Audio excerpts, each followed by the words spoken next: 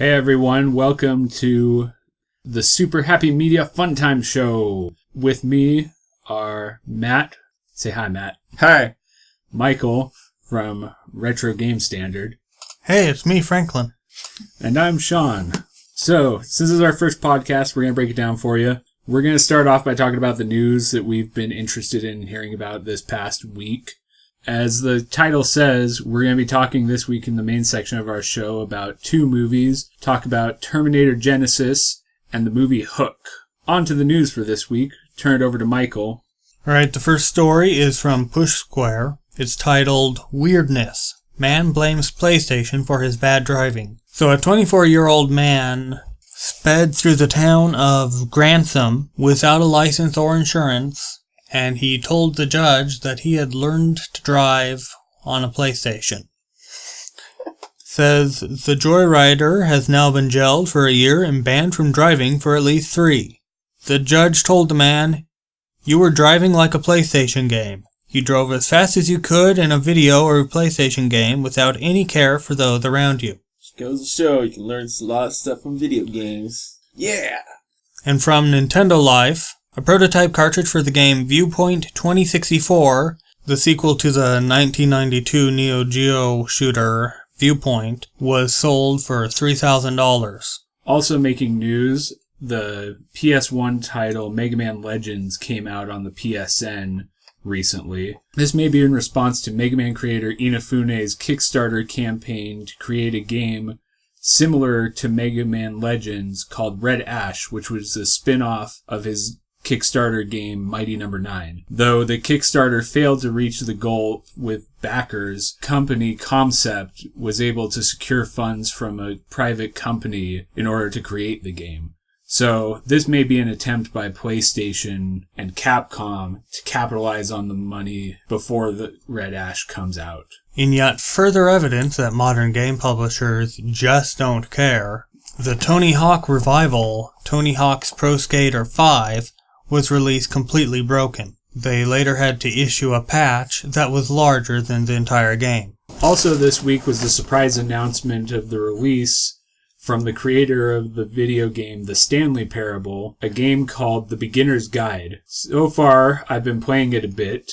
It's an entirely interactive narrative. There's no real gameplay per se than following along with the narrative that's being told. So there's not that many puzzles or gameplay, it's just kind of more a story-based kind of thing. Yeah, so far the basic premise is supposed to be he had a friend who created games. He made a game of the games that this person made in order to sort of take you through this friend of his journey of game development. And it may be another symbolic kind of thing, parable kind of thing. Yeah. Oh, okay. Cool. We'll wait on that so that there's no spoilers. Okay. All right, so let's move into the main portion of our discussion this week. So going into the main portion of our podcast, we're going to be talking about two movies that inexplicably critics hated. The first of which is Terminator Genisys, which comes out this Friday on DVD and Blu-ray. All three of us went to see Terminator Genisys. We all left feeling, I think, pretty good about the movie. We didn't feel like we'd wasted our money going to the theater to see it. Right, guys? Correct. Yeah. Affirmative. It was really surprising to us after seeing it to hear all of this critics' reviews. Completely horrible ratings on Rotten Tomatoes for critics, and was derided by a lot of different people. People really just trashed on it. Just like a whole trash storm has been piled up on that movie. And it almost became like to get respect, people just piled their trash on it even more. It was a fun movie for the summer, and I wouldn't say that's a bad movie. Definitely not this amazing, groundbreaking movie. I think that it took the source material and did well with the fact that they're trying to reboot it and kind of keep it closer to Terminator 1 and Terminator 2 Judgment Day. Yeah. I think they pulled that off fairly well. There are critics who are saying, oh, the time travel plot is convoluted and it destroys the other movies, and how dare they? My response would be, it's a science fiction movie about time traveling and changing stuff from two other time traveling movies. If you go into it thinking it's going to be anything but a bit convoluted, you're being dumb. Tonally, it was not as dark as maybe Terminator 2. I was fine with that. It was more entertaining to watch that movie than a lot of other movies I've seen at different times. it's a symptom of the times where if a movie's not the best movie someone's ever seen, then it's like a waste of everything. And I think that's kind of a little bit extreme position to take when you're criticizing movies. What do you think, Michael? I thought it was a pretty great film. Not to the level of the first two. It made a few mistakes, not as many as 3 and 4 did, but it's, I'd say, a worthy sequel to the first two movies.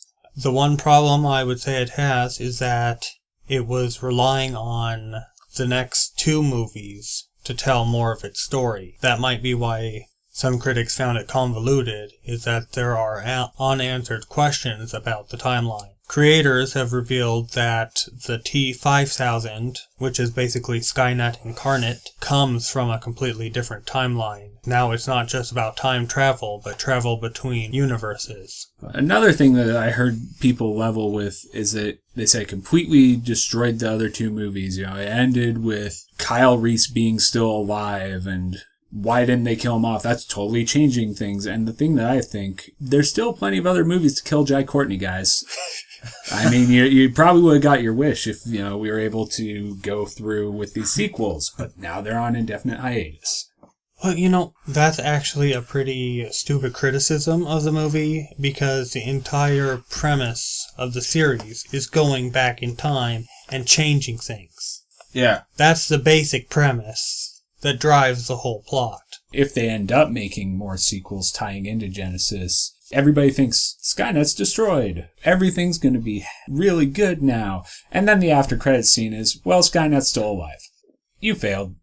It's essentially more of the same from the first couple of movies. And also, this isn't even the same universe as the first two movies. And that's what they revealed. Right. So, for all we know, the James Cameron movies, the third movie, and Salvation, and maybe even the Sarah Connor Chronicles, are all canon, but separate universes, which would actually explain all the different continuity errors between them. Oh, each one is separate universe?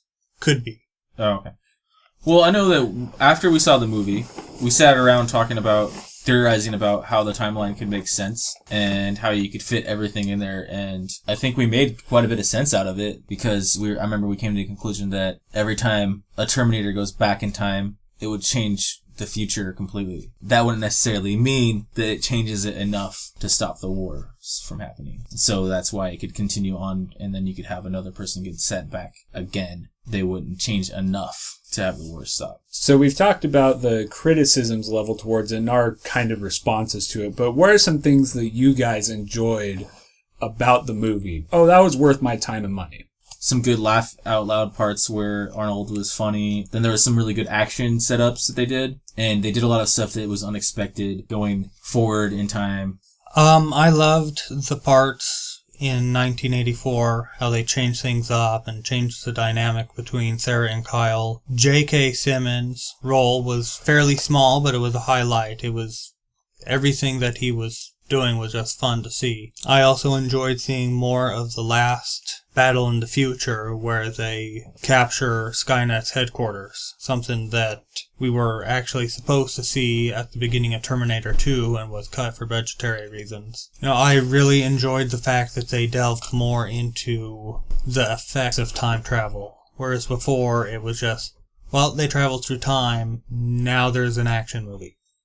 What I really enjoyed about it was kind of integrating all of the different ideas from the other Terminator movies into this one. So you mentioned the 1984 section of the movie, how it starts to recreate what happened in Terminator 1, but instead of the cop that's chasing down Kyle Reese, it's a T-1000. That was a cool thing to consider for me, because there's always been that kind of joking question, well, why don't they just send people back to before when that event would happen to kill them? And this was kind of a thing that you saw, that after Kyle Reese got sent back in time, another Terminator was sent back after him to appear when he did and try to kill him right off the bat.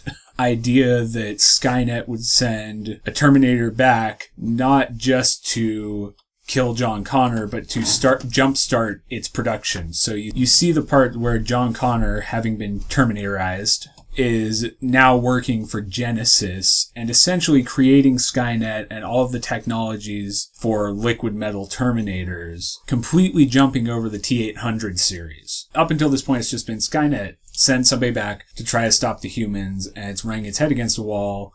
If it can't beat the humans, why doesn't it start making better weapons? The tactical side, besides send robots into the past to kill people. Overall, we think that Terminator Genesis is a good movie. It's worth getting. Definitely worth renting when it comes out. If you didn't see it, go get it at Redbox or something. Check it out for yourself. Form your own opinions, because the critics' take on it, we feel, is a very gross misinterpretation of the quality of the movie. All right, with the upcoming release of the movie Pan, we decided it would be appropriate to take a look back at another film that was unfairly derided by critics. The 1991 Spielberg classic Hook, starring Robin Williams and Dustin Hoffman. So, for those of you who have never heard of Hook, it takes almost the exact opposite direction that Pan takes. It takes the idea of what happened after the time frame covered in the Disney movie of Peter Pan. And it takes the idea of what would happen if Peter Pan left Neverland and grew up. This movie on Rotten Tomatoes has a 30% rating from critics, but a 75% rating from audience members. And all of us agree that it's a really great movie, despite what the critics say. Yeah, actually, I was kind of shocked to hear that the critics didn't like it. I didn't even know that until you guys told me that, because I thought it was always considered a classic movie from when I was a kid. And I remember we saw this in the theaters. We thought it was a classic movie that everyone regarded as, hey, this was from the 90s. And so the question kind of in my mind is, why did the critics just hate it so much? Because, well, we watched it again. We did a viewing of it just the other day. It still holds up, I feel like. I mean, there's some little cheesy parts and it's kind of sappy on some parts, but ultimately there's a lot of creative stuff that they do. Kids would enjoy it. And it's just kind of a family movie, I'd say, overall. Yeah, I've always enjoyed this movie since the first time I saw it. You know, Robin Williams does an incredible job of portraying Peter Banning, you know, his real world self, having, you know, left Neverland and forgotten about Neverland, and then re-becoming Peter Pan in order to save his children. And Dustin Hoffman's portrayal of Captain Hook is, I think, the best portrayal of Captain Hook we've, you know, granted there isn't many, but it's probably the gold standard for Captain Hook interpretations. Is amazing to me in the fact that he's very much charming and slimy and deceptive person, but you kind of like him. And he's definitely the antagonist and villain. There's never a point where you're like, yeah, I like Captain Hook. I want him to win. But you never really hate him. And he's kind of jokey, too. It's definitely appropriate that the film is named after him. I don't know, maybe it's just because I saw it in the 90s, but I do feel like it has the whole, like, with the Lost Boys and how they act, is kind of more contemporary ideas that were kind of coming out of the 90s with all the kids, and they had skateboards and basketball. Like, skateboards and basketball is huge in 90s. Kind of like a bunch of punks that are sticking it to the adults or whatever. Definitely like a 90s vibe to it. And then there's the whole Rufio thing propelled itself into internet fandom or whatever. And yeah. So, I mean, it has a lot of classic moments throughout the whole movie. I think, too, looking at what the critics' criticism of it was, a lot of it was it's too sappy. Rufio stands out like a sore thumb. There's only a few sets. And yeah, you know, once you reach the Neverland setting, I think there's a total of 3 sets that they're ever on. The way that they shoot things and the way that they handle the pacing, it never really gets old. You're never like, oh great, they're back on the pirate ship. Oh no, they're back on... Yeah, and so it does not feel just like the same old things over and over and over again. Rufio is a total relic of the 80s and 90s, punk, skater. That's perfectly fitting, though. Yeah, it's perfectly fitting for the time, but you watch it now, and while it's true that Rufio sticks out like a sore thumb, I never really dislike the movie because of it. I actually kind of find his character somewhat interesting, that he is this kind of jaded leader that, you know, Peter Pan left, and so he took command, and now his command's being kind of threatened. Well, he's one of the main things that people remember about the movie, too. Like, I mean, like I said, the Rufio lines and chanting Rufio, Rufio, Rufio. And Bangarang. And Bangarang, that's right, Bangarang. And all that junk right there. And Yeah. so he's one of the most memorable people in the whole movie. Yeah, and while he may be kind of annoying and you kind of roll your eyes when he does some of the stuff he does because it's totally the I don't like authority 90s kid. And he's kind of whiny too. Yeah, but you never... It's funny though. And you never go, man, get Rufio out of here. I'm going to be glad when he dies. And when he dies, Spoilers. you're actually kind of like, oh man. And he's like the one major death in the movie, really. Yeah. And That's why That it's and memorable. maybe Glenn Close. Yeah. That's why it's so memorable, you know? That's another thing that I've liked about Hook is there are so many instances of cameos. They're so minor and yet they're such big named people. You know, at the beginning when, you know, maybe this isn't a big name people, but when Banning's in the office, there's General Hammond from Stargate SG-1 walking behind him.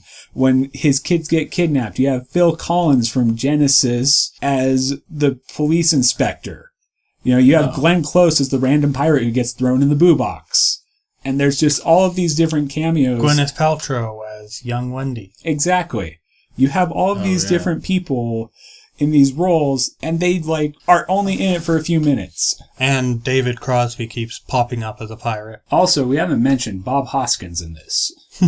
You know, Bob Hoskins does a great role as Hook's second-in-command, Shmi, which is really great to see him in a role that I actually like him in after seeing Super Mario Brothers and just absolutely feeling horrible for him. One of the things I didn't notice until we watched it last night was that once you get to Neverland, everything takes on a very dreamlike quality. Not just the whimsical sets and obvious matte paintings and compositing.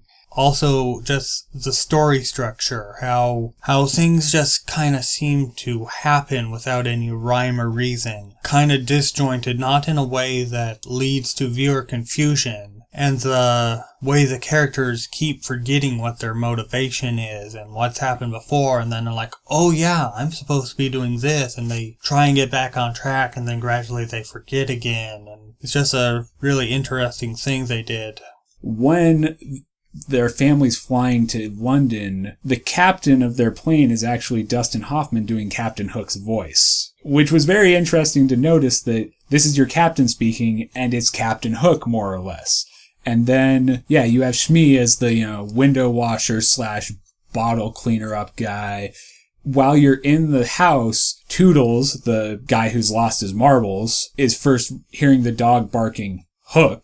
You notice that there's the teddy bear and hat and glasses. They're supposed to be Michael and John's from, you know, Peter Pan, and also a ship in a bottle that's Captain Hook's ship. And so it kind of creates this narrative of, was it a dream or did it really happen? You know, it kind of resolves at the end where you see Toodles get his marbles back, his happy thoughts, and fly off. It kind of creates that illusion that, you know, you almost half expect to see a radio flyer go flying past him also. One of the elements of this movie that I think makes it as good as it is the score written by John Williams.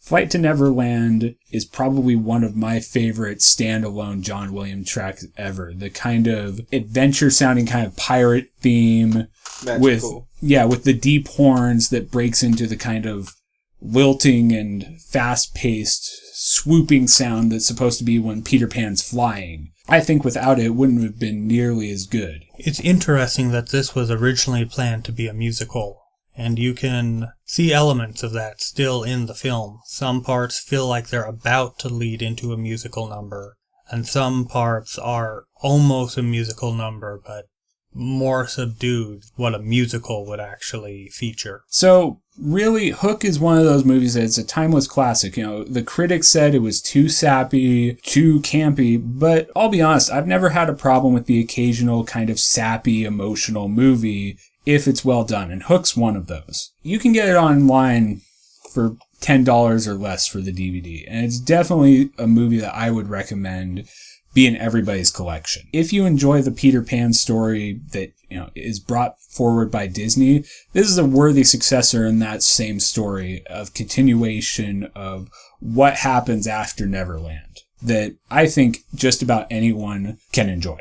Alright, yeah, so if you haven't seen Hook, definitely check that out sometime. It's definitely a movie you want to check out. Terminator Genesis and Hook were two movies that we came up with that we just kind of really disagreed with the critics. We're just going to wrap up this section of the podcast, and we'll move on to what's going to happen next week. So next week, we're going to be talking about Jurassic World and the Back to the Future trilogy. Jurassic World's coming out on video on October 20th, and the 30th anniversary collection of the Back to the Future trilogy comes out on the 21st. We're going to be reviewing Jurassic World. We'll give our own ideas of what would have been a better sequel. Back to the Future, when are we going to get a Mr. Fusion? And its legacy that it's had over these years. Tune in next time to the Super Happy Media Fun Time Show. All right, guys, thanks for listening and watching. If you're on YouTube, please like and subscribe. Be sure to check next week for our next episode. We'll talk to you later then. Bye.